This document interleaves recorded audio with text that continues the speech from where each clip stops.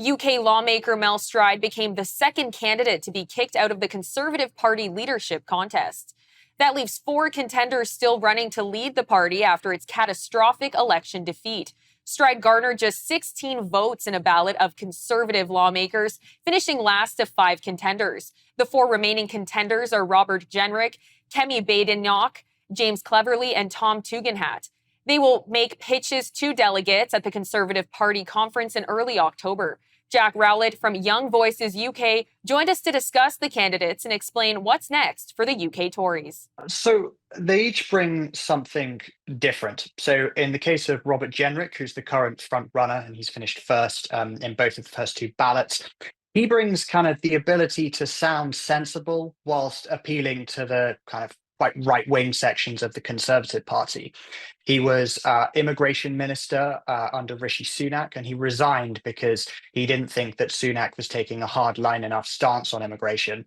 And he sort of put at the center of his campaign a desire to leave the European Convention on Human Rights, for example, to bring back the Rwanda asylum scheme that the Labour government has abolished, and to make sort of winning back voters that the Tories lost to Nigel Farage's Reform UK party at the last election back to the Conservatives.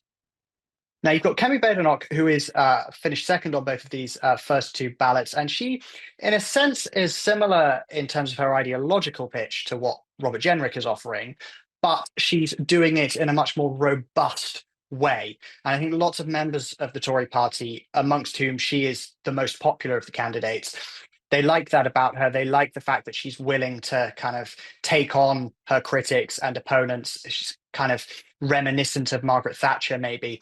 But also that has served as something of a disadvantage for her too, because she has kind of upset people who it's potentially possible that she could have won on side.